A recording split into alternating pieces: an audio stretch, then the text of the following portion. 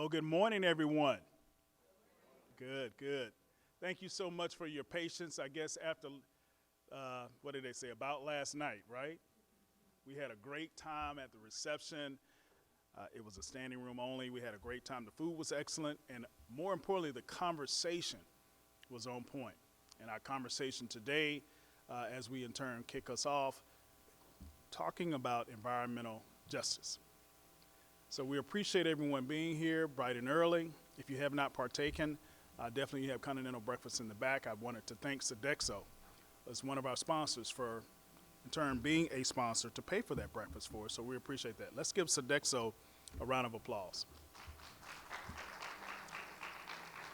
Well, good morning. Marshall Taggart serves as the Associate Vice President for the Office of Government Affairs, which is in institutional advancement. And so I wanted to just do a few housekeeping components. Again, once you came into the upstairs area, there's a restroom on the back side. So when you come back out, you're gonna go straight out, make a right, curve around. You'll go through a set of double doors and the restrooms will be on your left-hand side, okay? So if you can, we are in the process, and we will post this for you, the Wi-Fi code. There's a Wi-Fi guest code for the AUC Inc., which is who owns this library for Woodruff, and so you'll have that. So that takes care of the Wi-Fi. If you're feeling cold or you have any issues with temperature, let us know. We'll in turn let the staff know that. We want you to be comfortable so we can engage in the actual conversation. For those of us who've come just far in Atlanta, we appreciate you coming and driving from your destination to get here. But for those who came from other places and flew in, we appreciate you spending your resources to definitely come to visit and be part of this fruitful and heartful discussion. So again, I'm going to in turn ask that our Vice President for Institutional Advancement, Dr. Richard L. Lucas, come up to in turn kick us off, and then we'll have our First Lady. Dr. Lucas? Let's give him a round of applause as he struts up here to the stage. No problem, no problem. Good to see you, sir. Good morning. Good to see you as well. Yes. Well, good morning, everyone, and welcome again. I had a chance last night to greet many of you, and I started last night by saying thank you. Thank you for your participation, but thank you especially as well to our sponsors for this great occasion. We're looking forward to specific outcomes, actionable items, and return with regard to steps that we can take moving forward. So for the sponsors that are here, and we will recognize them individually at another point in the program, but for those who are our sponsors today, please stand up so that we can recognize you again. Our sponsors, please stand up.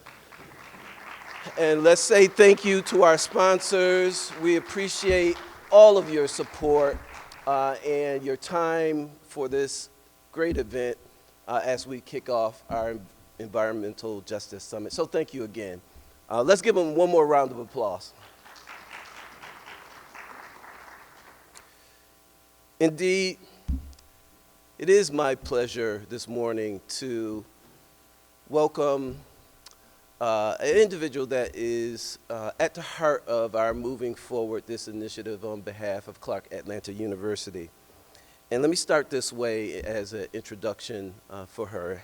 Having led a Center of Academic Excellence for the United States intelligence community focused on creating systems, curricula, and programming for the past 25 plus years, and working associated with that in post-secondary institutions for more than a decade. Dr. Bashim Bacon French is an executive advisor with 25 plus years of experience working on behalf of historically Black colleges and universities as a college vice president, professor, director, and research in providing technical assistance for foundations, nonprofits, and corporations in transformational policy development, organizational strategy planning, strategy implementation, fundraising, and campaigns for disadvantaged populations. She is student-centered, an Africanist, a friend of globalization, a thought leader with regard to higher education and the environment. Let's welcome to the podium this morning Dr. Bashim Bacon French. Let's welcome her as she comes.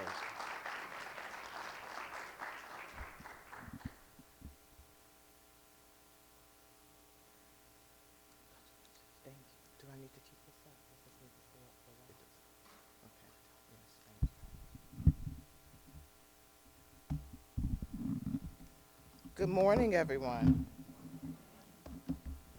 It is an absolute honor to be here with you and to be a part of this symposium, this conference.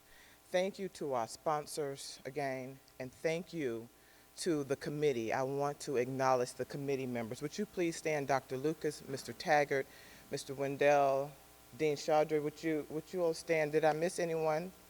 Dr. Turner? Dr. O. Please, let's acknowledge them. Thank you so much. This is absolutely important work and meaningful work. I want to start with something that I wrote 20 years ago next month and really share the impetus of my commitment to environmental justice. This is what really harkened my attention to these issues as a student when I was at Howard University, and then when I was doing my graduate work. This section of an article that I read, and I want to share it with you. Mrs. Johnson, a resident of a nearly all-black housing project in Southeast Chicago, tells the awful effects of environmental racism. She says, and I quote, "We have lots of cancer, respiratory problems, birth deformities. Just the other day, there were 3 cancer deaths, then more. We've been having babies born with brain tumors. One baby was born with her brain protruding from her head. She's now 2, blind, and she can't walk. My daughter was 5 months pregnant. She took an ultrasound, and the doctors found the baby had no behind, no head. The baby had to be aborted. The terrible health problems we have in our community are related to pollution." End quote. As a student reading that article, some over 20 years ago, reading Mrs. Johnson's story really galvanized my interest and my commitment to this. This is not something that's new to me, and something that's certainly not new to Clark Atlanta University. I remember reading as a graduate student about Dr. Robert Bullard and Clark Atlanta University, and now to be standing here as the First Lady of the university with the body of research that I've studied about Clark Atlanta University for years as it relates to environmental justice, and to have colleagues and friends alike to put on this conference so our students can continue to understand the mission and the importance of environmental justice. This is a wonderful opportunity for this mission to continue. And so thank you to Dr. Lucas and his team with that, and Dean Chaudry. The concept of environmental justice, I was looking at what I wrote 20 years ago, and I want to get your thoughts. I want this to be a dialogue. I want to greet you, but I want us to have a dialogue and see what your thoughts are in terms of the progress or the need for progress. So I said 20 years ago, what is environmental justice? Defining the concept.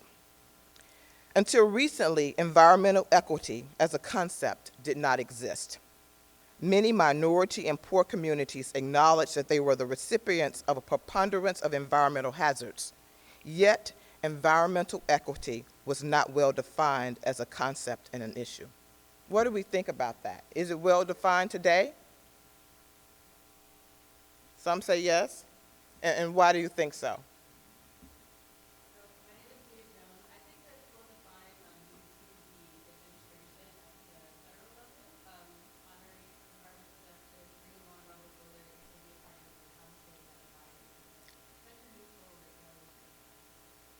Okay, I saw some no's here. Anyone else want to chime in?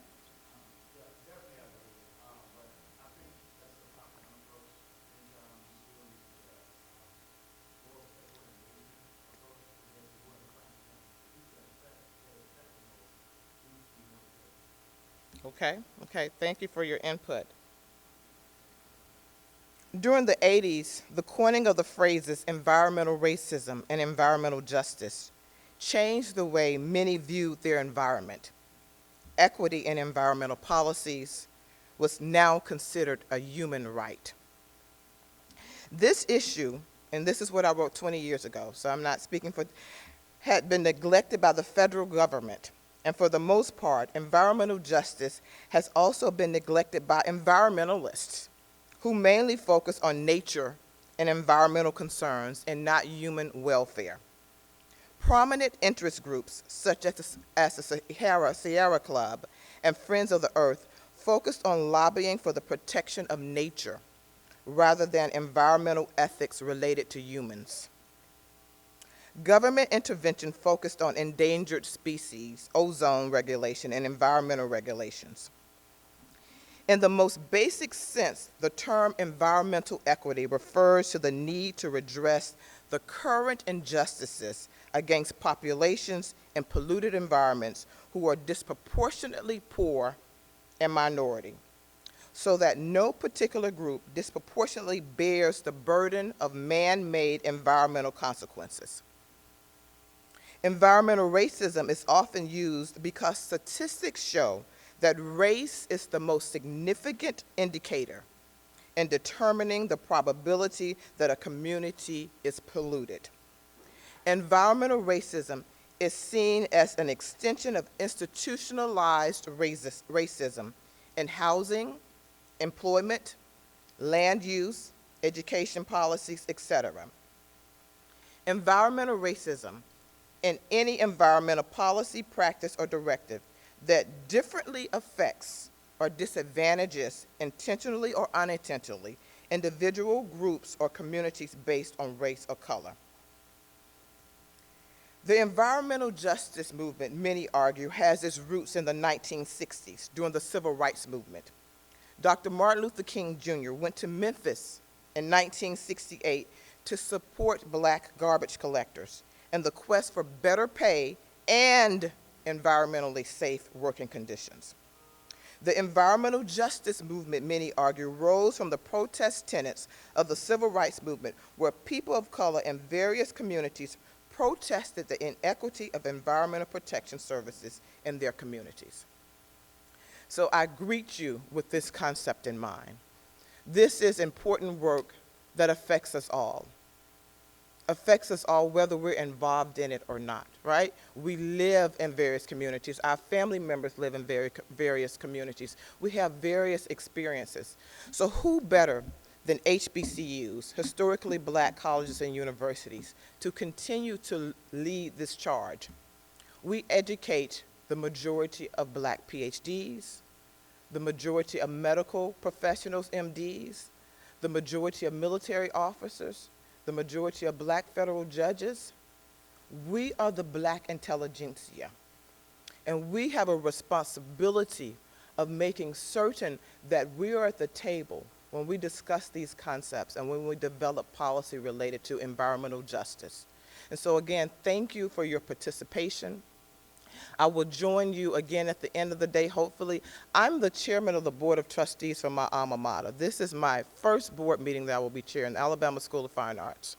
But I have someone who's really good that's going to come and participate in my stead, my husband, our president. So he is going to come on my behalf and participate throughout the day with you, but make certain that you know that my being in Alabama to chair my first board meeting, where, you know, it's really a blessing and to be the chair given the history of Birmingham, Alabama.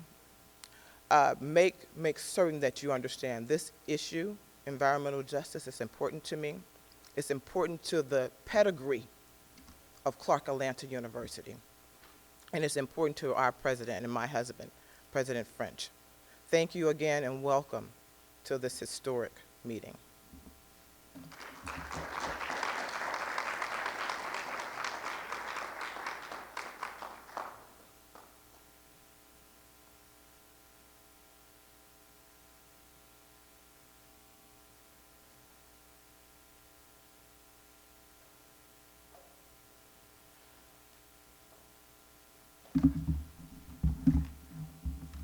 Good morning. We have a message from Daniel Blackman. He is with the EPA.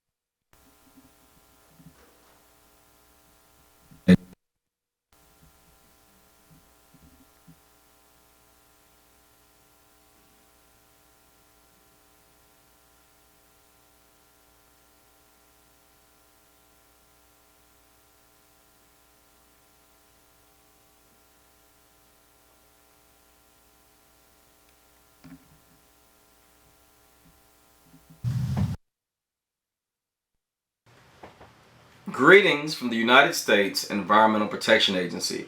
On behalf of the Biden-Harris administration and Michael Regan, who is the administrator of the U.S. Environmental Protection Agency, I bring you greetings to my beloved Clark Atlanta University.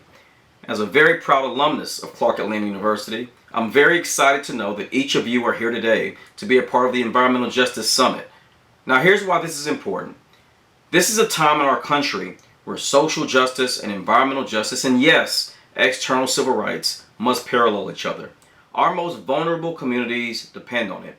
That's why I'm very proud to be the regional administrator in the southeastern United States for the U.S. Environmental Protection Agency.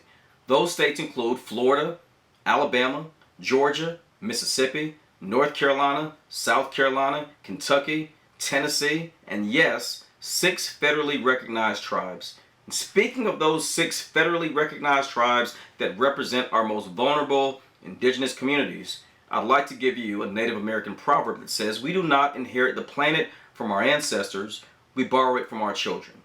My hope is that each and every one of you that's attending this conference remember that we're here for the next generation.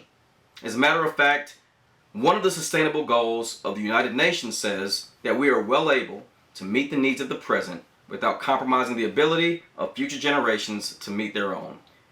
Now, my family's from Barbados. My grandfather was a diplomat to the United Nations. So I take a very, very serious approach to our ability to address areas like air quality, sea level rise, the challenges of clean and healthy air to breathe, especially since I grew up as a kid struggling with asthma. It's important for us to recognize that each and every decision that we make as an agency, and each and every decision that you make, yes you, determines the impact on our most vulnerable communities. That's why I'm proud of areas like the Bipartisan Infrastructure Law and Justice 40, which aims to make sure that our federal investments, 40% of which goes to our most vulnerable communities, underserved areas that too often have been left out of the conversation and have not had a seat at the table. We aim to change that. I'm proud that Administrator Michael Regan started off his work and commitment to environmental justice with our Journey to Justice tour in Jackson, Mississippi. And guys, that's why we're here today. For areas like Jackson, Mississippi, for areas like Flint, Michigan, areas like Lowndes County, Alabama, areas throughout the southeastern United States where environmental communities and environmental justice areas have too often been left out of the policy and, more importantly, the investment. So today, as you all attend and support the Environmental Justice Summit, I'll ask three things. Number one, make sure that you bring your ideas and that you support those that are around you to help create a more sustainable future by sharing these ideas and building on strategies. Number two, I want to make sure that you lead with the future in mind. Many organizations, communities, and young people, including those in the Atlanta University Center, are depending on us to solve some of the greatest challenges. And in fact, I believe this is the first generation that can eradicate poverty, but quite frankly, it may be the last generation that can address the climate crisis. It's a tremendous burden that we must carry, but a responsibility that I believe is attainable. And then thirdly, I want to make sure that as you meet here today, you think about what happens next. How can my office be involved? How can the United States Environmental Protection Agency support you? How can our grants, our programs, our investments, and more importantly, our leadership bring more stakeholders to the table? Now, I'm counting on each of you today to bring ideas, to bring excitement, but to help us to solve some of our democracy's greatest programs and problems that deal specifically with environmental justice. Those parallels, I would say, in closing, have really come to a head at the Environmental Protection Agency as we have created the first ever Office of Environmental Justice and External Civil Rights. There's so much that we are committed to do, and we have so much of a commitment that we want to make sure that our communities are left in the best position to thrive and to prosper. And that includes those areas throughout Atlanta, the southeastern United States, and every area where underserved communities need the resources, the investment, the commitment, and the leadership to be sustainable and, quite frankly, to succeed. Thank you for your leadership. Thank you for your words, your encouragement, but more than anything else, your participation at Clark Atlanta University. There's so much more work to do. It starts with you, it starts with us, and I am committed, and I'm looking forward to hearing what comes out of this conference. Thank you.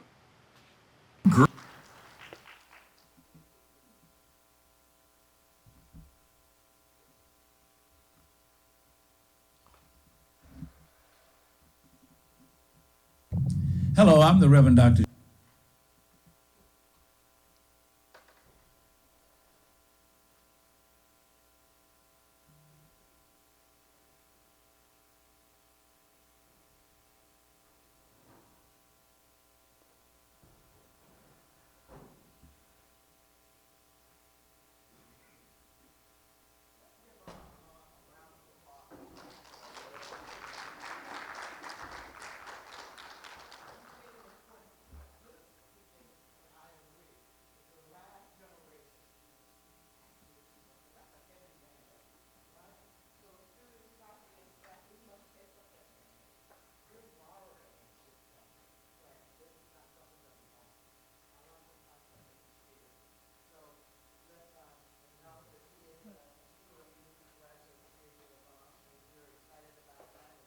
We'll go to the, we'll go to thank you. Gerald Durley here in Atlanta, Georgia. Hello, I'm the Reverend Dr. Gerald Durley here in Atlanta, Georgia, Pastor Emeritus of Providence Missionary Baptist Church, also Board Emeritus of Interfaith Power and Light, something that I believe in so strongly when we talk about the environment. I want to welcome you to Clark Atlanta University, one of the most progressive institutions that I know, where they're talking about an issue that is so primary to all of our survival.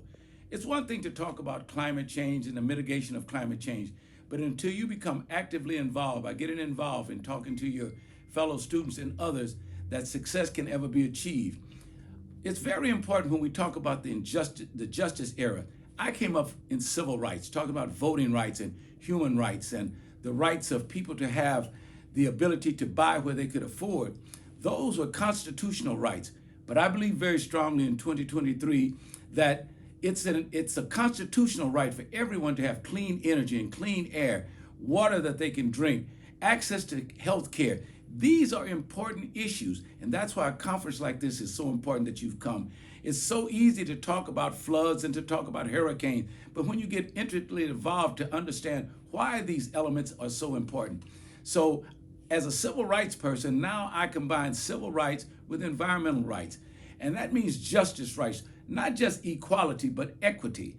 Too long we fought for just equal rights, but now equity rights. And the more you learn, the more you know. So when you come to a conference like this, and I'm just so pleased, having been the former dean here at Clark Atlanta University, then Clark College, that this institution under Dr. French and others would come together to bring you together. So I'd like to welcome you, but I not only welcome you on behalf of the environmental community, but all of the civil rights, Dr. King, Andy Young, John Lewis, Jesse, so many others in the political arena, President Obama, who's saying that this is at the top of our chain. It's no longer just about poverty and trying to work ourselves through certain kinds of issues that typically hold us down because of institutional racism. Now we've got to elevate ourselves to understand that it's all interrelated.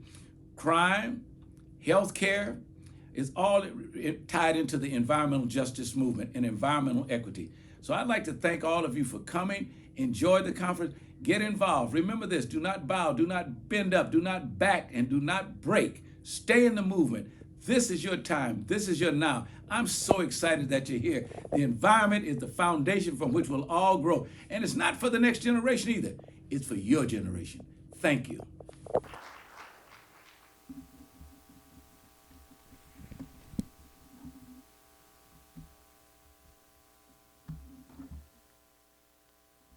Good morning, everyone. Ladies and gentlemen, esteemed guests and colleagues, and to our scholar students, we are thrilled to welcome you to the inaugural Environmental Justice Summit held here at Clark Atlanta University. This is a full circle moment for me. My father is here with us today, and he worked for the Environmental Protection Agency from the time I was born until he retired as the Special Administrator to the U.S. EP Administrator, National Program Manager. And I just wanted to thank him for joining us today. So the environment and environmental justice has been such a forefront in my mind, even since I was a little child, since I was born. So as an engineer, both an engineer and a lawyer, numbers are important to me because the story is in the numbers. And there are some statistics about environmental justice that I want to share with you. A study by the Clean Air Task Force found that African Americans are exposed to 38% more polluted air than others. According to the NAACP, more than 1 million African Americans live within half a mile of an oil and gas operation, exposing them to toxic pollutants that can lead to cancer and other health problems. The Natural Resources Defense Council found that nearly 70% of waste incinerators and landfills are located in communities of color. The EPA reports that low-income and minority communities are disproportionately affected by lead poisoning, which can cause developmental and behavioral problems in children. A 2018 report from the University of Michigan School of Public Health found that communities of color are more likely to live near toxic waste sites, which can have long-term health effects. The statistics demonstrate that environmental justice is a serious concern in communities in this nation and across this world. And there is a need for more equitable policies, practices, and solutions to address these disparities. Earth Day was formally established on April 22, 1970, as a means of showing support for a healthy environment, to raise awareness about environmental issues and remind people that we all need to contribute to a sustainable planet. During this Earth Week, we are proud to bring together global thought leaders and influencers from across academia, research, government, and industry to debate, discuss, and drive forward the future of higher education governance, innovation, and research to tackle environmental justice issues. As we gather here today, we are reminded of the legacy of environmental justice activism in our institution. From the work of Dr. Robert Bullitt and the EJ Research Center to that of the students and faculty members who continue to champion the cause of environmental justice, Clark Atlanta University has been at the forefront of this movement for decades. We are honored to carry on this legacy by hosting this summit to explore innovative and sustainable solutions to the complex challenges we face. Through this summit, we hope to generate ideas and solutions that will have a positive impact on the lives of people in our communities and beyond. We are committed to taking action and ensuring that the insights and outcomes from this summit are translated into meaningful action and sustainable change. Let's get started. Thank you.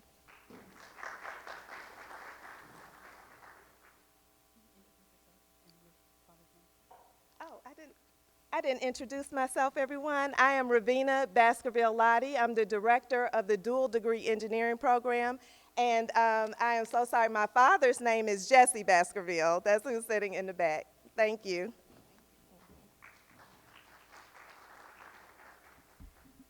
Thank you, Dr. Lottie.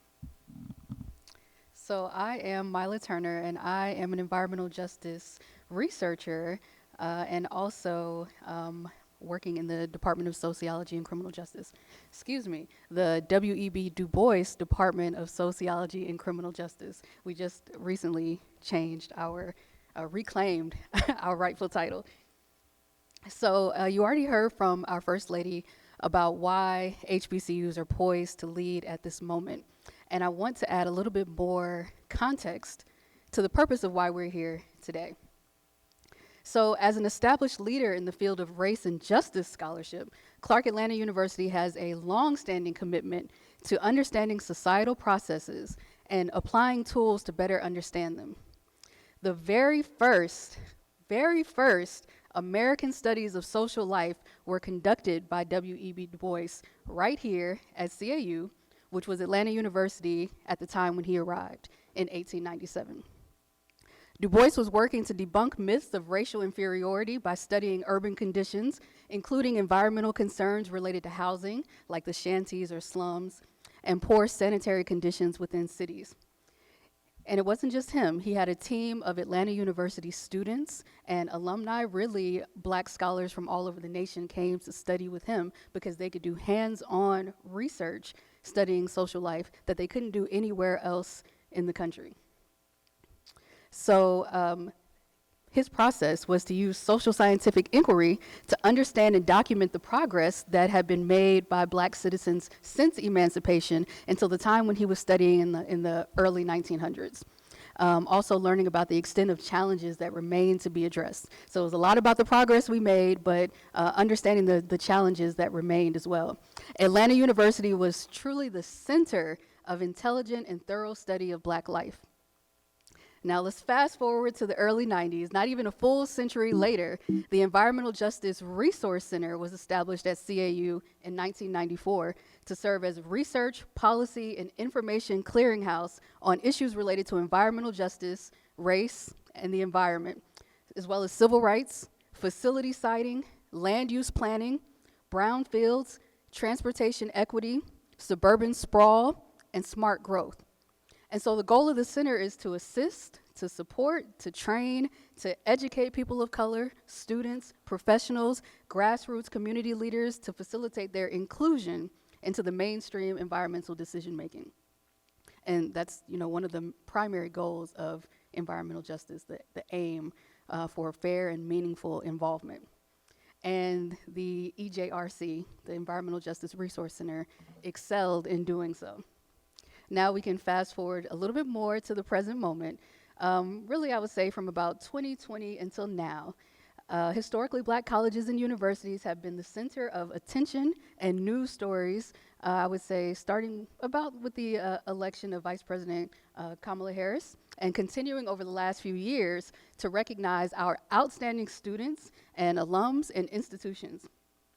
As one of my colleagues describes, HBCUs became sexy to a whole new group of people. But those of us who are, already in the know, we already knew that we had it going on. And so for me, as a lover of HBCUs, it's been really remarkable to witness the attention and recognition being paid to the significance of our educational institutions and for them to rise in the national consciousness as well.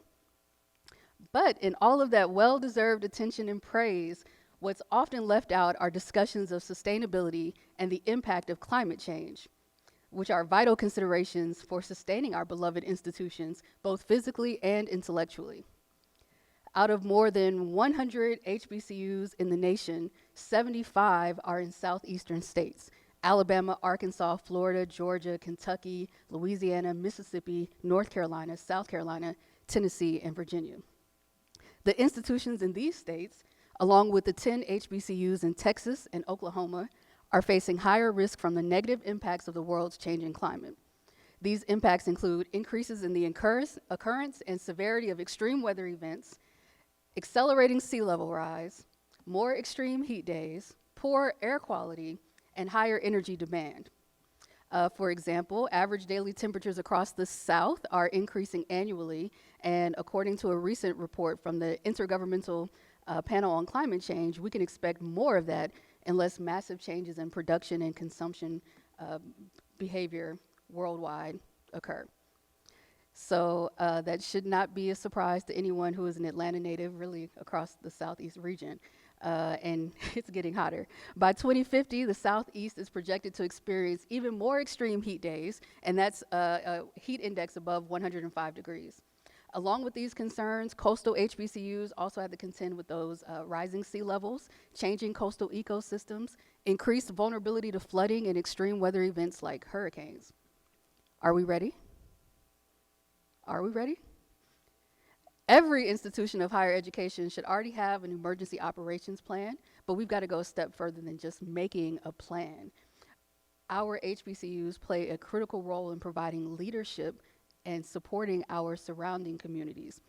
Many of our institutions are embedded in socially and economically vulnerable communities that often lack key resources in times of crisis. How will we support both the campus and the local population in times of environmental distress? Well, I believe a key method is to provide and train environmental leaders who are dedicated to overcoming inequalities and passionate about achieving justice. That's why we're here today, to build awareness of the most pressing environmental challenges that our communities are facing, to discuss the work that's being done to address these issues, and to strengthen and deepen the involvement of HBCU students and researchers in this work. And while it's true that HBCUs do face more challenges and threats than just climate change, failing to address environmental and climate justice now risks our entire existence in the future. Choosing to study or work at an HBCU used to be the only choice that many Black scholars had. It's no longer the only choice, it's now the first choice of many. And so those making that choice deserve to enter institutions that are ready to move forward in the 21st century, well-equipped and well-prepared to tackle the most pressing issues of our time. Instead of simply stating that sustainability is a priority, we're here to show it through action and by setting environmental justice as a priority. And after all, sustainability is really just another term for survival, and we need our institutions and our communities to survive. That's not all. That's like the bare minimum. We want our HBC communities to thrive. Thank you for being here today to continue the rich intellectual legacy that began on this campus and working with us to create safer, healthier, and thriving communities for all HBCUs. Thank you.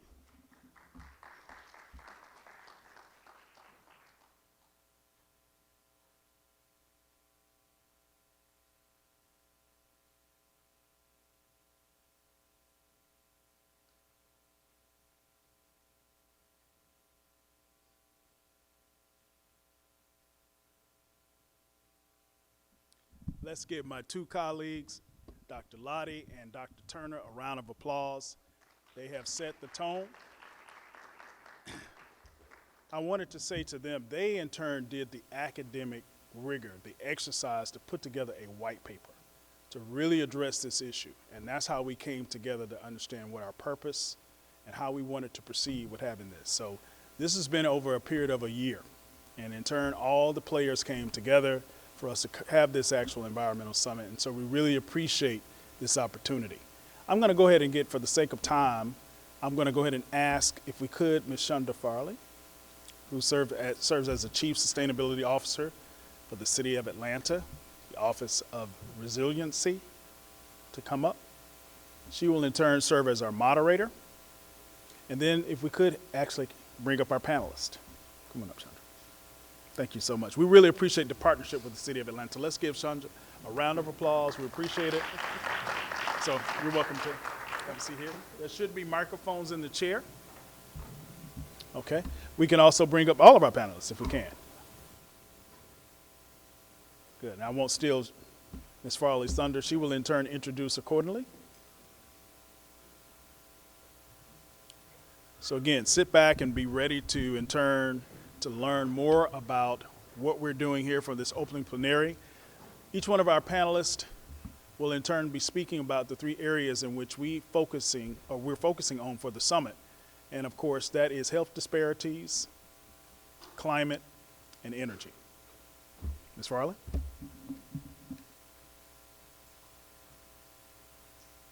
Thank you, Marshall, and good morning, everyone.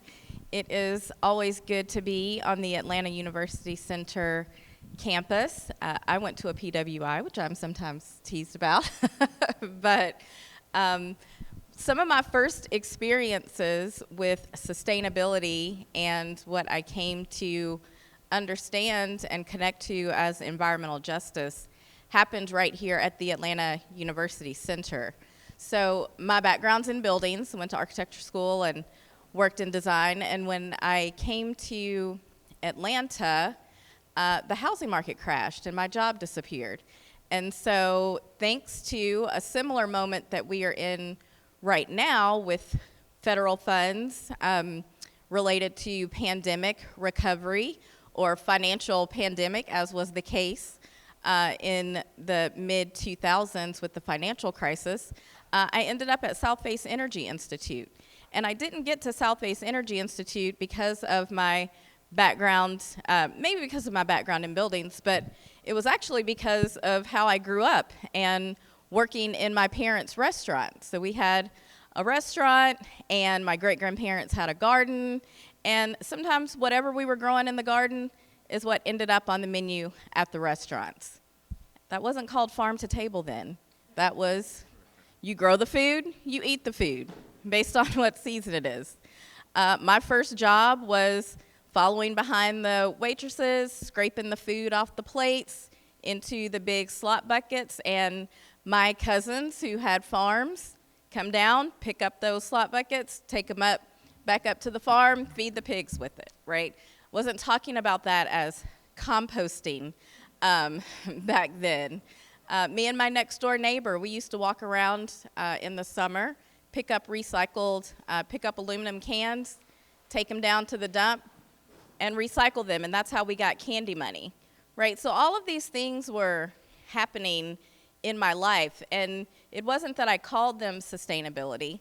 It wasn't that the fact that I was raised by my grandparents, they remember not being able to vote, they went to segregated schools, and that I always had this intersection of science-y things, nature things, outdoor things, intersecting with civil rights, which I really came to later understand and embrace as environmental justice. And I always like to open conversations, and I'm going to ask our panelists here, old friends and new friends, as we talk about their path, because I think that's very important, because I believe personally, and what drives me is that somehow sustainability, environmental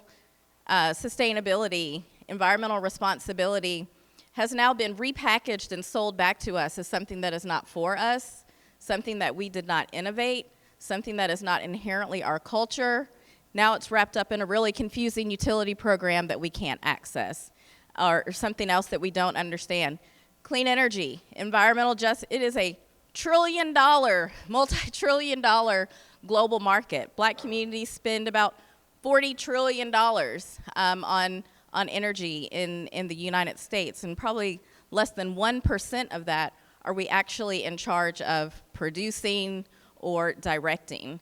So I'm really excited to be having this conversation, and everything that I talked about will be the areas that our panelists, Gilbert Campbell is going to talk about energy, Dr. Nataki Jelks will be talking about climate, and I'm going to call you Dr. Maisha because I didn't we'll be talking about health and those intersections. So I'm going to just ask the panelists to introduce themselves. And again, I'm the Chief Sustainability Officer for the City of Atlanta. And again, was really excited when I heard that this conference was happening. I think it was about a month ago when we had Daniel Blackman, the regional administrator here on campus, interviewing the executive director of Rihanna's foundation. And so I was really excited to hear that this was happening. I'm really glad to be here, and I'm looking forward to our conversation today. So the first question that we're going to jump off with is a little bit of what I did. I'm going to ask each panelist to introduce themselves, name, title, organization, the fancy things, but really what is their vision and how they got started in that field, in the field that they are in. So Gilbert, we're going to start with you. Good morning, everyone. Got a chance to meet a lot of folks last night at the reception. First off, thank you for Clark Atlanta University for hosting this important symposium. As Chandra mentioned, I'm Gilbert Campbell. I am a founder and CEO of a company called Volt Energy Utility. And to put it quite simply, what we do is we finance, develop, own, and operate power plants that are solar power plants. So very similar to Georgia Power and other companies, we're just building clean power plants that have a positive impact in our community. But the point I want to emphasize on that is, as Chandra mentioned, this is $1 trillion industry, and this is a great opportunity for our communities to create wealth. And when we're looking at where we are from a perspective of what's going on in our nation right now, most companies, large companies, cities, federal government, HBCUs are leading the way in decarbonizing the power sector, making sure our grid is cleaner with sources like, renewable sources like solar and wind, et cetera, et cetera. That's going to create a lot of wealth. I'm just giving one stat about that. In 2019, Bloomberg New Energy Finance did a study, 19.5 gigawatts, don't worry about what that means, it's a ton of solar, was signed by, in these vehicles that we work with called the Power Purchase Agreement, how companies buy solar. And that equates to about $22 billion in private investment. Anyone want to make a guess as far as how much of that investment went to black solar development companies? 0.0. And so it was been part of our mission, launched this company 2.5 years ago after spending a decade plus with a solar company putting rooftop solar on organizations across the country, HBCUs like Howard. We did the first African-American church, Florida Avenue Baptist Church, ever to have solar, as well as like the Cheesecake Factory, et cetera, et cetera. But being in the trenches and understanding what it takes in our communities to have clean energy projects sited. When I launched this company to building these big solar farms, if you just look at the way that they're made up, you're not going to find 500, 600 acres in Atlanta, in Philadelphia, in DC where I'm based, LA, in our communities. And the way that most, excuse me, something in my throat, is that Atlanta pollen. So, but the reality is, so the way that they're buying these, heavy amounts of solar is in rural white communities because 99.99% of the companies developing those projects are white. They're not talking to our HBCUs that have land. They're not talking to black farmers. So with intentionality, launched this firm to really build utility scale solar with corporate companies like Microsoft that are buying the output. We have a 20-year contract, but we created this concept called the Environmental Justice Power Purchase Agreement. It's simple. Our corporate partners pay a slight premium, and that premium, 100% of that goes into a foundation that we launched called Sharing the Power Foundation. Just want to briefly mention the work that the foundation is doing. It's twofold. One, making investments at scale in environmental justice organizations that are doing excellent work. One example, we made a few investments in organizations in Atlanta, is Gooder. Gooder's an organization that's addressing food insecurity here in Atlanta. We help finance a mobile grocery store that they have. The second thing that was vitally important is to make sure that we're making investments in young people. I'm sick and tired of sitting on national clean energy boards and talking to my peers, large white organizations that have no diversity, and like, well, Gilbert, we want to hire this candidate. I'm like, well, what are you doing? Are you showing up at HBCUs? What is your intentionality doing to get there? And after, providing candidates, but also looking, there really are some areas in our space where we don't have representation. So decided through the foundation, the best investment that we can make is preparing our young people for career opportunities in a growing field in clean energy, but making sure they're grounded in environmental justice to understand what's really going on in our communities. And they are the future leaders that will both help remedy these issues and hopefully create real wealth for their families and our communities. And so we've created this program. I want to highlight two students. They can stand up, Naja and Zoe. They were part of our inaugural fellowship program. Yeah. And so what we did last year as a pilot, we had two students, these wonderful young ladies who are amazing, two students from Howard University and two students from Virginia State. The foundation paid for them to go work at organizations for the summer that the foundation also provided grants for. And then they would work there Monday through Thursday, but on Fridays, we called it Power Fridays. We brought in speakers from the White House, Matthew Tejada, who's the National Environmental Justice Director at the EPA. We brought in black businesses like Donald Byrd of Black Power, Crystal Hensley, the first African-American woman to start a community solar company, companies like Microsoft, so they could see all of the various places that they could come into. And when they completed this fellowship, they were awarded a $10,000 scholarship with some requirement that they have to be able to host environmental justice town halls, help to do clean energy career fairs on campus. And you see who are the organizers. A big part of the organizers, Naja and Zoe, are shining examples. Just recently supported an event in Howard with some of our fellows set up. I do want to point out one person, Lauren Strickland, who is running that program. The foundation is actively looking for HBCU interns to place, in this field, but also to bring them part of a network to be able to meet some of the largest companies in the world, government agencies, other HBCUs for career opportunities, but also making sure that we're getting the professional development we need to be successful in the real world. Real talk. When you're coming into an organization that, you maybe never worked with white people. So how do you handle code switching and having conversations of how do you create small talk, but also how do you make sure your LinkedIn page is sharp? When Zoe introduced herself last night at the reception, her name, what her major was, where she's from, what she does, was so tight. And so it's making sure our students have that level of excellence in coming into this field to really help save us and definitely for future generations. So thank you. Thank you so much, Gilbert. And definitely a shout out for the Sharing the Power Foundation. I was able to join Power Fridays last year, which is where I initially met Zoe. And now Zoe is actually going to be joining City of Atlanta's Clean Energy Advisory Board as one of our, hopefully, will be joining our Clean Energy Advisory Board and helping us engage other students here at the Atlanta University Center. Just like we set a certain number of seats on our Clean Energy Advisory Board for the City of Atlanta, there are 25 members on that board. 6 of those seats are set aside for community members, particularly for community members who reside in the most energy-burdened areas of the City of Atlanta.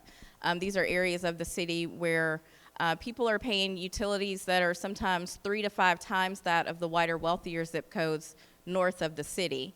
And so now, with the help of Beth Graham, who some of you know is working with us as we have relaunched the board, we've created spots for students as well. So we've got students from Georgia State, other students from the Atlanta University Center, to make sure we've got that voice, because as we are talking about sharing the power, we're talking about future, when we talk about 2030 goals, 2035 goals, as the City of Atlanta has a 100% clean energy goal, these are your decisions. These are youth decisions that need to be driving this for what kind of world are we going to be living in 10, 15 years. We know all the dire reports. So just wanted to give a shout out for how important that is.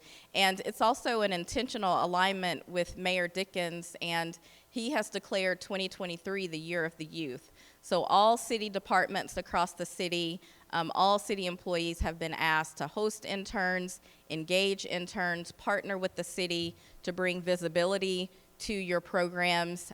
So hopefully we can work with the Sharing the Power Foundation on some placement this year, and just ideas to elevate the youth and our young people's voice in the importance of climate action, which is something that I know Dr. Nataki Jelks knows a lot about from West Atlanta Watershed and a professor here at Spelman. Thank you so much, Chandra.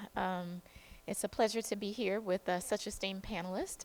As Chandra mentioned, I'm Nataki Osborne Jelks. I'm an assistant professor of environmental and health sciences at Spelman, and also co-founder of the West Atlanta Watershed Alliance. And so I'll just say that Nija Dixon worked with us this summer.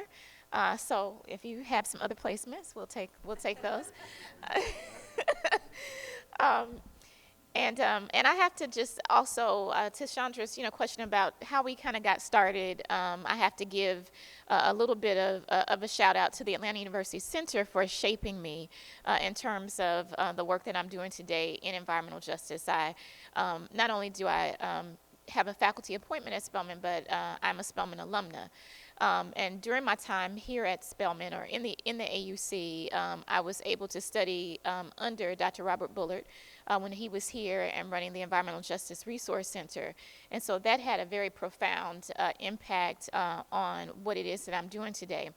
And I think what partially led me to Dr. Bullard was, I guess, really had the most important impact, and that is my time growing up in Baton Rouge, Louisiana, in the Cancer Alley corridor.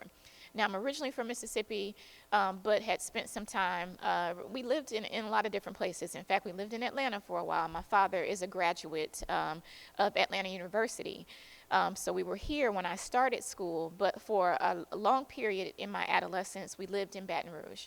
My parents taught at Southern University at the time, and so we lived not that far from the campus, in between this area called Baker and Scotlandville, two kind of neighborhoods in the Baton Rouge area.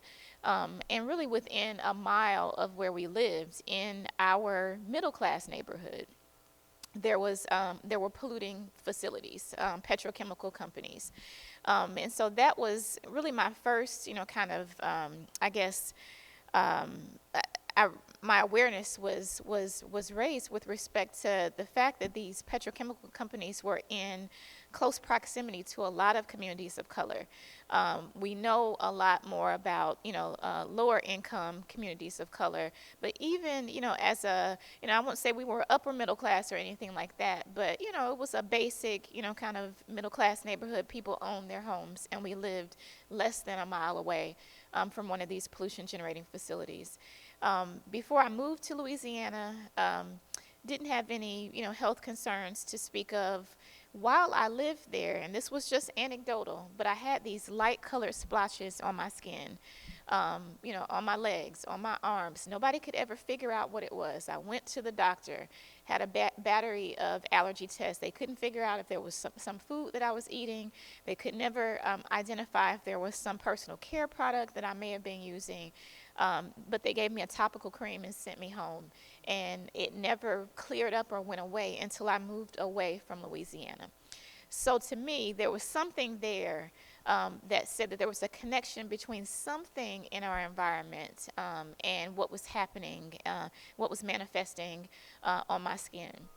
But I think, even beyond that little anecdotal piece, after living in this Cancer Alley corridor, my mother was diagnosed with breast cancer. And it's not that we can, directly connect what we may have been exposed to her diagnosis, but really just the fact that that possibility existed that gave me the impetus to want to get involved and work on environmental justice issues. And when I found myself as a student here at Spelman and studying with Dr. Bullard and living in the West Atlanta community, I started to look around at the issues and challenges facing our local communities.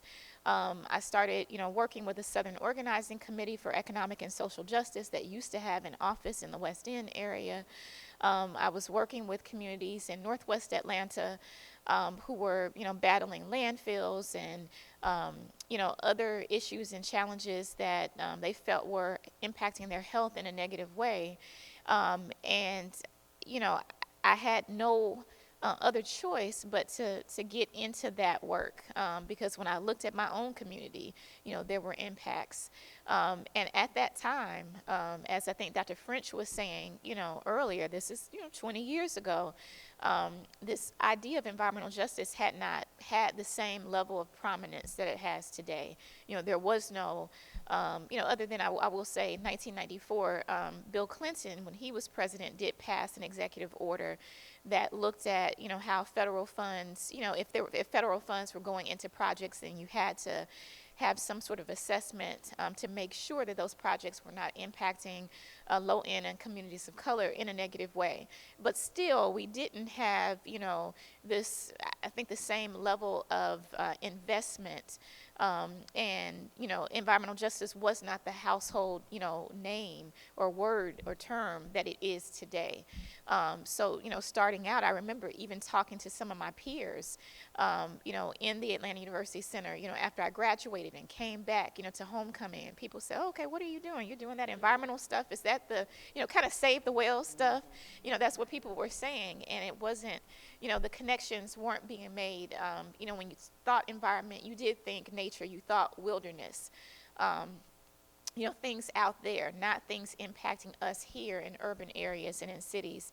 And so as I've continued to do this work, it's been along two tracks since I started it.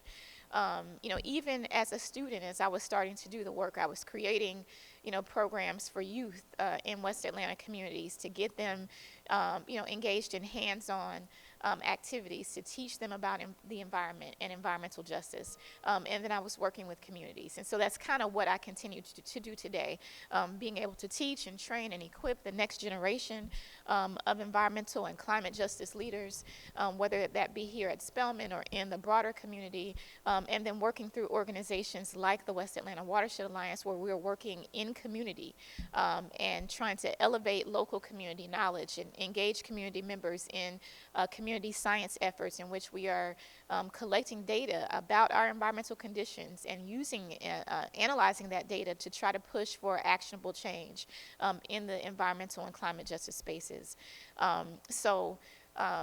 It's kind of a two-pronged approach for me. It's, trying to make a difference, in communities, but then also trying to make sure that that next generation is equipped and prepared to take on the roles that we desperately need them to take on right now.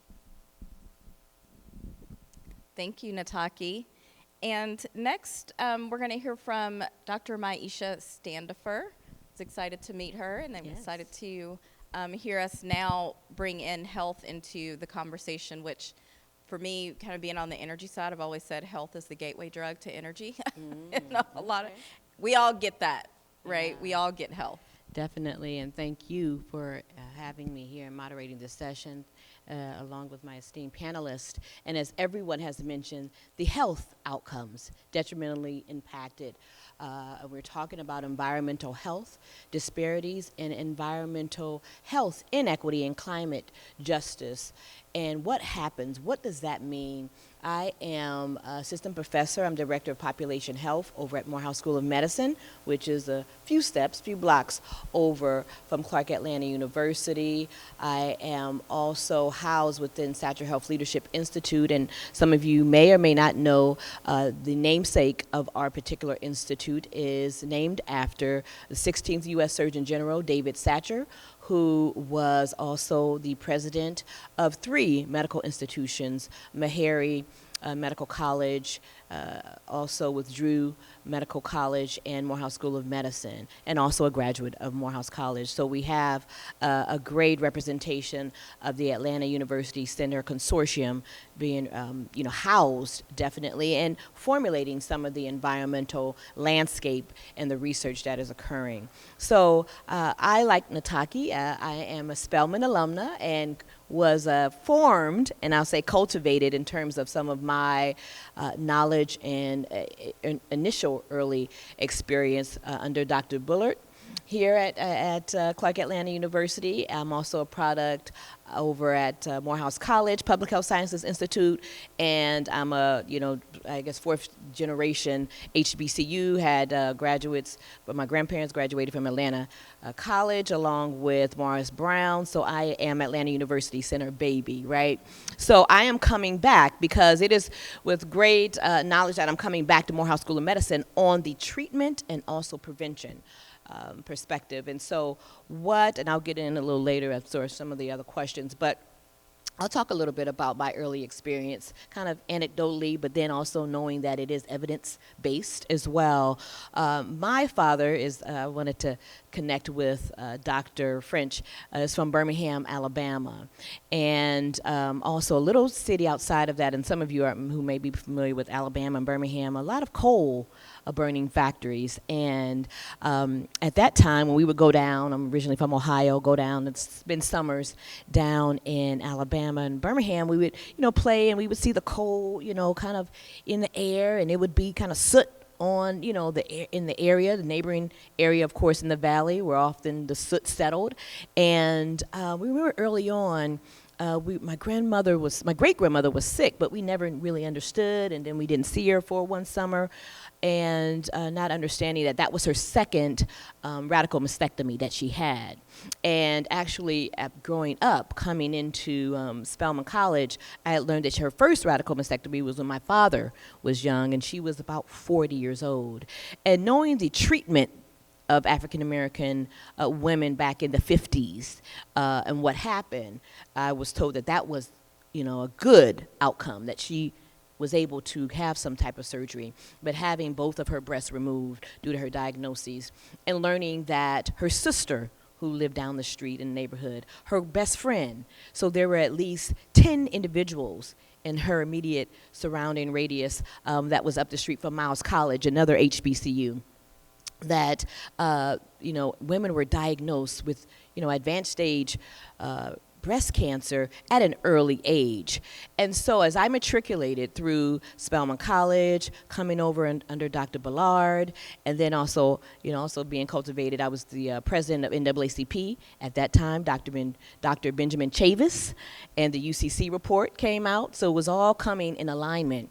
And meeting Dr. Chavis and understanding what this environmental racism concept was, and kind of motivating some of my actions, and also mobilizing students at Morehouse and Spelman and Clark Atlanta, working here on the forefront with NAACP, again propelled my efforts in terms of me wanting to initially be a doctor, but then transitioning over to sociology. And I know Dr. Turner and I talked a little bit. And so, again, following through as a sociologist, I said, we really need to expand and find out what's occurring. So as a senior, I produced my senior thesis on the landscape of environmental justice here in Atlanta, and focused along with Dr. Nataki. We were over there at working with the environmental justice student group that we started. So it was a great opportunity to be there, and then it led me on to work to get a master's in public health from Emory University in environmental and occupational health, and then propelled me over to work at CDC in the National Center for Environmental Health for almost 10 years. So a wide range of experience, especially in public health, but again, getting to the heart of what was kind of occurring and working with cancer cluster organizations and community-based efforts at CDC, I really wanted to go back and kind of figure out, how do I help eliminate eradicate or reduce some of the negative health outcomes due to environmental injustice. And so I was able to go back and get my PhD, move to Florida, and again, focusing on cancer at that time, because I worked in cancer disparities, also related to environmental factors. Moved to Florida for about 12 years. There I was able to, again, cultivate and work with some of community-based efforts with Black Health Alliances there throughout Tampa, Florida, and really wanted to say, okay, we really need to get to this point of really establishing treatment factors and creating evidence-based literature, but studies, and creating pipeline efforts. And I thought kind of amplifying the voice and political determinants of health. Some of you may know about social determinants of health, but policy drives all inadequate health outcomes, particularly related to environmental concerns. And so what we are doing, it led me back here from Florida about 3 years ago, and I was able to take on the role of director in Satcher Health Leadership Institute. And one of the efforts, not just from our president, but going down from our institute director, stated, I really need to, work and amplify the voice of what's happening on the treatment side. So we need to, we have this, great platform here at Morehouse School of Medicine where we're able to educate students, residents, and even clinicians over at Morehouse Healthcare, that we have a clinic right in the Atlanta University Center. And so we need to make sure that our clinicians are educated, because it's not just the impact of treatment, but they need to know, okay, when we're working with Georgia clinicians for climate action, saying, and some of the clinicians are saying, we are seeing an exorbitant amount of asthma-related impacts, mold, mildew, lead-based efforts, and what can I do, to help it kind of eradicate what's occurring? And so we have created webinar series, we've created training and curricula also to educate those clinicians and early career professionals. We don't just have MD programs, but we have PhD, master's level, and also PA levels, leveled training there over at Morehouse School of Medicine. And so we're making sure that we continue to train the next generation of healthcare professionals and practitioners on what to expect, how to educate, how to inform, and essentially kind of shift the paradigm of treatment.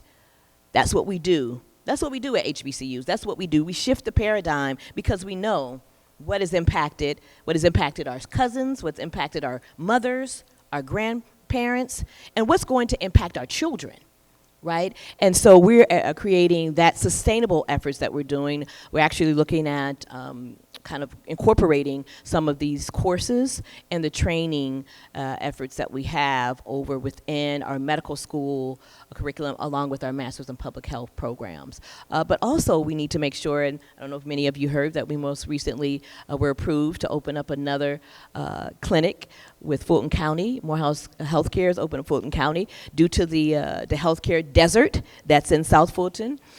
So we're excited that that has occurred, definitely due to social determinants of health here in South Fulton County.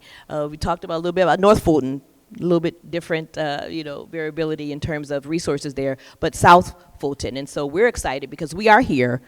We understand our community, we are the voice, and we're a trusted voice there. So I'll talk a little bit more about what we're doing kind of in our clinical settings as well as in our pipeline training and curricular development networks. Thank you. Thank you so much. So definitely a core theme for me throughout this is our lived experience, and just how our lived experience has informed our path, informs our continued thinking. So as we think about this next question, I'm also going to ask Mr. Taggart or someone to give me a time check because we get into deep conversation and do want to leave a few minutes for questions. But as we think about this next question, we have Gilbert here as sort of our energy panelist, Dr. Jelks here as our climate, and then health, how it all intersects. I think that's really important, as I've heard a lot also, in advocacy where we talk about, particularly in talking with foundations, and advocacy and getting grants and things like that, where a lot of our Black organizations are sometimes penalized because our focuses can be really broad right? But like we don't always we have to think about everything because everything that we do is impacting so many different issue areas. So as our energy panelist, Gilbert, talk to us about how energy intersects with climate and health. Great question. It's definitely interrelated.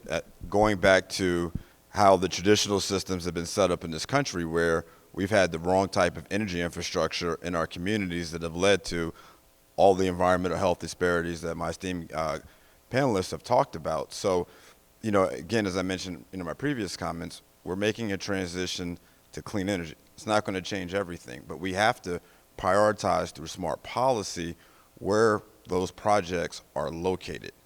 Part of even, I'm taking a little bit beyond just energy, transportation systems. Our neighborhoods were intentionally placed around highways where there's, you know, massive trucks going through, heavy air pollution, and the transportation sector is actually the biggest source of carbon emissions in our communities. So as we're moving towards electric vehicles, in many cases are too expensive for low to moderate income folks in our communities, but also the infrastructure to be able to charge vehicles needs to be placed in our communities. We need to look at companies like Uber and Lyft, making sure they're providing as they migrate their vehicles into our community. So it's intertwined when you look at how energy can have negative ramifications, but also how it can have positive ramifications. And as I mentioned, we're trying to leverage the projects that we're doing to fund smart clinicians, practitioners, that are able to do the work. And so, I think it goes hand in hand. And I failed to mention earlier, I grew up, my father was a pastor, my grandfather was a pastor, my great-grandfather was a pastor, all HBCU grads, but I was always raised to social justice is something that you have to do, it's responsibility. And looking at our communities, energy is going to transform our economy. This is the biggest issue and going to be one of the greatest opportunities that we're facing now. We cannot not let our community fall behind. We've got to generate the wealth. I mentioned this last night. I will mention it again. From the energy sector, African Americans make up 0.01% of energy profits. That is disgusting. We deal with all of the negative environmental health aspects. We are not participating in the upside, so we're at a crossroads. And what do? How do we make sure that we've got good policy? The Inflation Reduction Act has a lot of great things, Justice 40, the community adders, the tax credits and stuff like that. That's great, but the devil's in the details and implementation. So how do we make sure that we're at the table, making sure our communities are benefiting, and it doesn't end up where others can game the system like they always do and reap most of the benefits. And one of the things I'll just close on, Sean, you said is so important, and we've tried to hopefully walk that walk with the foundation, and we'll seek anyone's support. The community has to be at the table. Philanthropic work, you can't come in and say, we know everything, we know what you need. The community has to have a seat. Even when we launched the fellowship program, we had students. I'm far removed from being a graduate of Howard University to be able to help guide us on what will work for you. And so I just, like I said, I think it's a great opportunity. Energy, climate is all intertwined, and let's just take action. So Nataki, as our climate panelist, how climate intersects with energy and health. Thank you. I think it's kind of already been lifted up, but I'll just say some other things for emphasis. When we think about climate, we have to think about our carbon emissions. We have to think about the ways that our electricity is generated. And we know that in the majority of the country, it's generated by the burning of fossil fuels, which leads to air pollution, which leads to respiratory and other health impacts and effects. So that's just kind of one way that there is this linkage between all three of those. When we talk about the placements, of these coal-fired power plants, they are overwhelmingly in communities of color, in lower income communities. Felicia Davis is in the back. Wave your hand, Felicia. She authored one of the first reports in the country that looked at the placement of coal-fired power plants in communities of color, and sort of issued this call to action for why that needed to change and how our health and well-being was impacted by that. Since then, there have been other reports that the Congressional Black Caucus and others have developed, but we still have that central issue of concern in our communities. When we talk about, the mobile sources and really the ways that we all carry out our everyday activities, because that electricity undergirds all of that, we are contributing, to these, pollutants being in our atmosphere that are helping to further, climate change. But also the impacts are left, in our communities, in those communities who are most unable to contend against those effects. And that's because of things like policy. Dr. Standifer has already brought that up. When we look at planning, the placement, of these different facilities in our communities, the placement of our communities next to traffic roadways, all of those things are impacting not only the climate, but then also impacting our health and well-being. And we can talk, all day about the number of ways that climate change impacts our health. Air pollution is the obvious thing. But when we start to look at things like extreme weather events, we have to think about urban heat islands. We have to think about spaces in urban places, where you have this history of redlining, where you have, an abundance of facilities that are not only polluting the air, but you also don't necessarily always have the investments in parks and green space and trees that will help to mitigate some of those effects.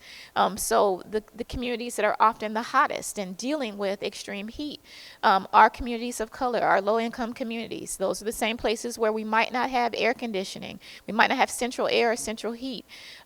We might not, where people are living on fixed incomes, and even if they have air conditioning, it may not be working, and there may not be resources to fix those things. So, those are the types of things that impact us as well. From a heat perspective, when we start looking at the coastal areas that are hit by extreme weather events, in terms of hurricanes, tornadoes, storms, superstorms,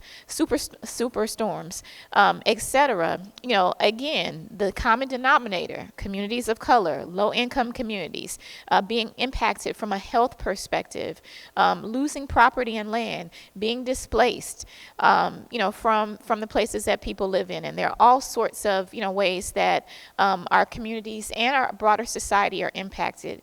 And I think if I could just end by, threading these things together, I'll just mention that we are all in the same storm, but we're not all in the same boat.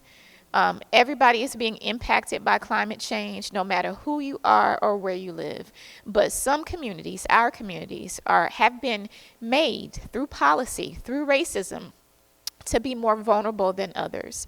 And because of those vulnerabilities and because of racist policies, we are less able to bounce back from the shocks and stresses that we experience because of all of the ways that climate change impacts us in our communities. Wow. I am so impressed with these responses. And you're right, Ms. Farley. We, in turn, with time and this whole aspect has been, but let's give them a round of applause in terms of what they've done, our open plenary speakers. I do want to mention, too, that there is another component of this in terms of how we look at the components, and because we've represented all three. But there's also something that we know that the corporate community has a responsibility, right? And so that's why we've asked Ms. Yasmin Moreno, who's with CERM, who's corporate environment risk management group. She's going to come up as part of addendum to your panel to actually talk about and comment on some of these things as relates to corporate responsibility and corporate sustainability. And she also has her Octavius, who is also part of CERM. Is that correct? Okay, no problem. You guys have the floor. We're going to take roughly about 7 to 10 minutes, and we'll wrap up. And then you have the floor to wrap up. No problem. Thank you. Thank you, Marshall. My name is Yasmin Moreno, and I am the design practice leader for CERM, Corporate Environmental Risk Management. We are a 26-year minority-owned business headquartered here in, I was about to say Orlando, in Atlanta, Georgia. I live in Orlando, Florida, so I run the Orlando, Florida office, and we are honored to participate. I actually am a graduate of the dual degree program here at Clark Atlanta University, and then I went on to get my, thank you, my bachelor's of civil engineering from Georgia Tech and master's from Georgia Tech in civil engineering and transportation. So I am honored to be here. It's been a long time. I feel like I just came home. Dr. O was one of my professors and Ravina was my classmate. And so I just am like feeling a warm hug from everyone here. Honored to be amongst so many accomplished people. And I know we have to talk quickly. I brought Octavius because I always try to have people smarter than me in the room. And he runs our engineering group. He is the, runs our engineering group at CERM. I am the design practice leader, and I just want to talk about, I mean, everything that everyone said here is totally is amazing and valid, and I was just thinking, I just don't know as much as everyone here, but from a design perspective, we always kind of take into account the environment. One of the things that I want to talk about in terms of environmental justice and sustainability is resilience.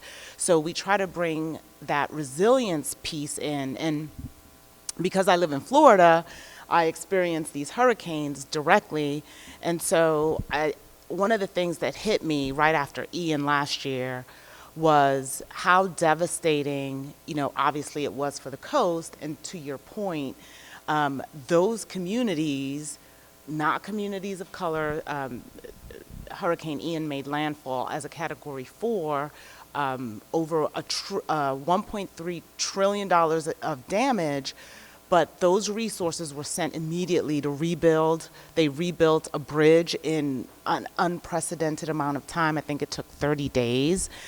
And those communities are still devastated and still rebuilding, but the resources are always there to protect them.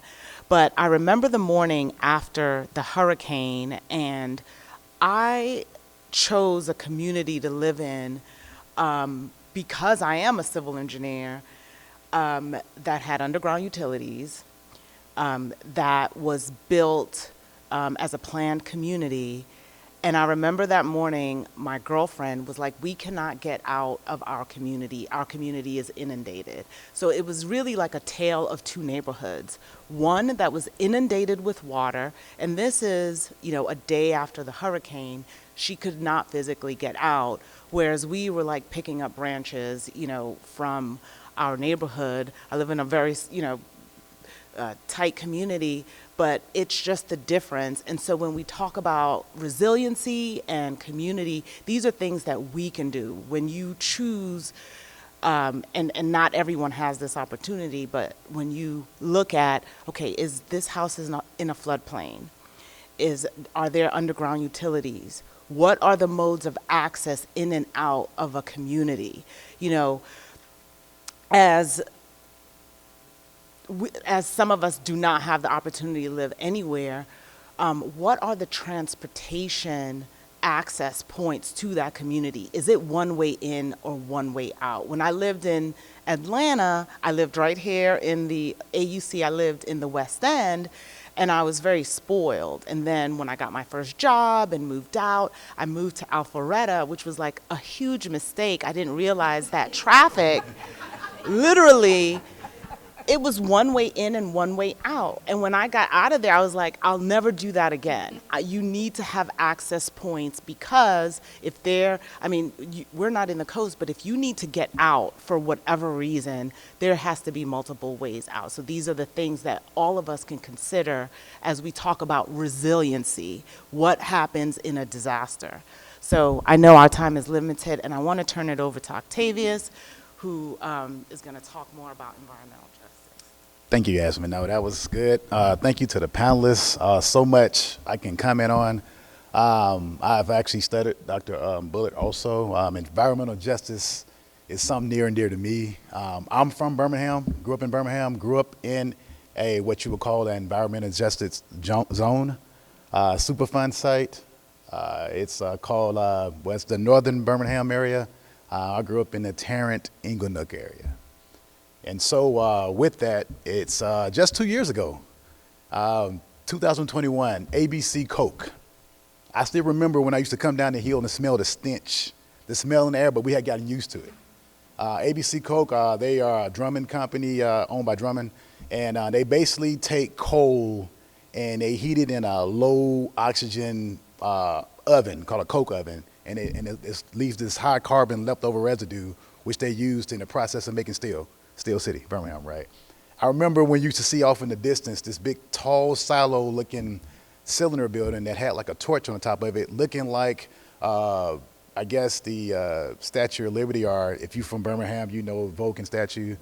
The flame burned. It can be snowing, pouring down, storming, raining, but it burned just as bright. Never thought about it. And that's why, I mean, I talk about, like, you know, the bottom up, the stakeholders, because I spoke at an event at Jackson State University last year about, the theme was Renewable is the New Black. And I talked to those communities about some of my ideas of getting the word out, because it's great we're having the conversation here, but there's still a public out there that doesn't really, it's not on their radar. And, like, you know, some of the things that Yasmin talked about, when we're planning, we're talking about reducing those long-term and short-term risks. We're talking about when we do a project, infrastructure project, we don't limit those who got to live with it to resources or any type of climate change that can affect them. So we got to ask ourselves two questions. Are we doing the right project, and are we doing this project right? And so with that said, you may create a highway or a project, infrastructure project, that actually takes in consideration using recyclable materials, providing, you know, woodland and protecting the ecological system around. But what if that infrastructure project creates more traffic congestion? What if it creates urban sprawl? What if it, I mean, so you got to ask those questions, which ones weigh more? So that's the type of things we think about when we think about social well-being and resiliency. But moving back to Tarrant, I grew up in the 80s and 90s there, didn't think about it, went to college at Auburn University, and you know, I was just really thinking about playing football. I didn't think about any of the effects, but I can remember seeing people in my family get sick. And it's like you think about no food. Maybe it was eating chitlins all the time. I don't know. Maybe it was grits, the way we cook greens. We never thought about the effects, but then I would see situations where we would have these town halls, and I see people looking like me complaining, bringing pictures of their loved ones. I just buried my aunt this past Saturday over in Lithonia. She lives in Stone Mountain, matriarch of the family. She is one of the 74 years old, high energy. Her daughter went to Tennessee State. She was at every event. But just out of nowhere, she thought it was because she had COVID, and maybe she had long COVID. She kept going back and just kind of have a little cough. When they finally dug deeper, they seen she had stage 4 cancer. She said she never smoked, never inhaled and all that stuff, never smoked anything in her life, but stage 4 cancer. The ABC Coke deal, a lot of people that passed away in the Tarrant area had leukemia. My dad passed away 2 years, and he had leukemia before he passed away. He had a number of problems that we thought came from it. Skin issues where he'd go out in the sun, he had to put on all these different types of sunblock because his skin started turning darker. I mean, I had eczema, but I didn't think anything about it. The reason I'm saying this, when I spoke at Jackson State, I was approached by this group called Clean Energy Culture. And they had they had a approach that I had never thought about. I mean, I'm deep ingrained in engineering and energy, but they were talking about using hip hop to reach those who are most impacted. And you know, hip hop is our #1 biggest export. You know, we determine the culture. I remember when first time I heard somebody on ESPN say, "Ooh, that was lit." I was like, wow, not so long ago, some lady was on a news report. She got reprimanded because she said, "For shizzle my nizzle." that's coming from hip hop. And they was talking about getting out education about the the energy transition, so we won't be left out in the cold with all the money that's going to involve, and also having the education so we can come to the table to pressure policy, not just leave it for our astute people here, but when we come together and we all march into the same drum, that's when we can affect change. And they were tying it to everything from psychology, they was tying it to even ministry. Because you talk about God being a just and righteous God, justice, equal protection for all communities and people under our environmental laws as well as our law. So I like what everybody's saying. As far as CERN, we're involved just in the backyard. We're working on the West Side Lead project. We're working on Africa Town, which is a first settlement of the last slave ship Clotilda. That is a brownfield that we're doing the research on for redevelopment, but we also want to make sure that's the right type of redevelopment. So being just more than just an engineering firm, we have a responsibility too. So I like what we're doing here. I just, myself, I'm on a mission to take it further and reach those who may not be as versed in it, that can also join in helping us march forward. Thank you. Thank you, Octavius. And I just want to close, because I always feel like when we get together and talk about these things, we want to talk about what we can do, next, those action items. And like Octavius mentioned, every project we look at, we look at it from a sustainability angle. And like you said, it was kind of one of those things that we did, naturally growing up as people. And now, it has a lot of buzzwords, but take those things into consideration. So some of the projects that we worked on at CERM, I'm actually wrapping up a stream bank restoration project. We started that project as part of the South River Watershed Alliance, basically because the stream bank was eroding. And so just being part of these alliances that are, one, caring for the environment, because as we care for the environment, we care for ourselves.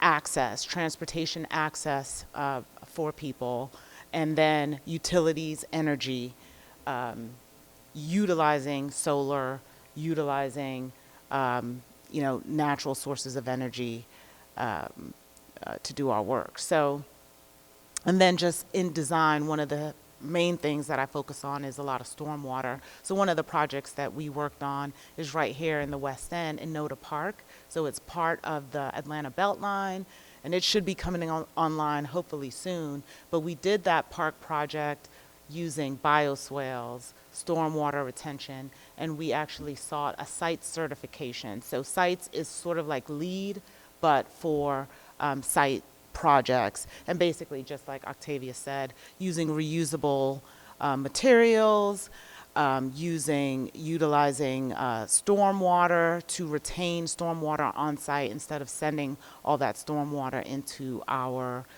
rivers and lakes.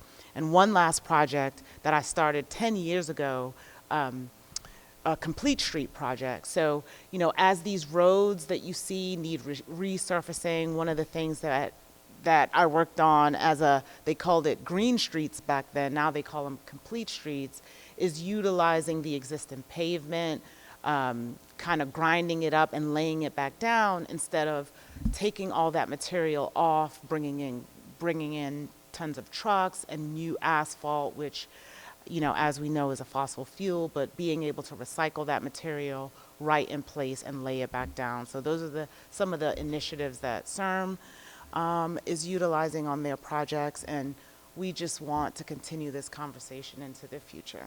Thank you.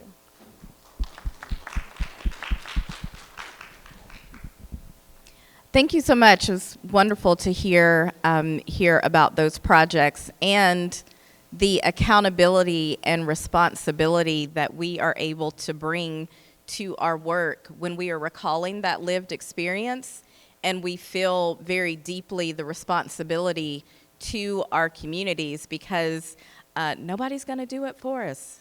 No one is coming to save us. It is us.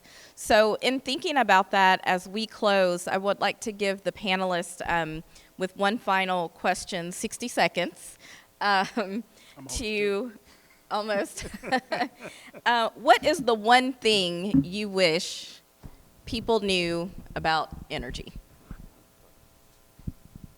Or for Dr. Sand for health. Oh, sorry. That's okay. One thing I think people should One know thing, yeah. about health, where environmental health consequences is that we can do better. We can do better. Empowering ourselves, and whether it be on the political landscape, we can do better. Whether we can do on our own actions, as you both mentioned in terms of our culture, we did things to conserve. We didn't call it composting. You know, my grandma used to, we didn't call it that. So we can do better. And starting to educate about health-related impacts due to environmental actions early on through kindergarten. And Dr.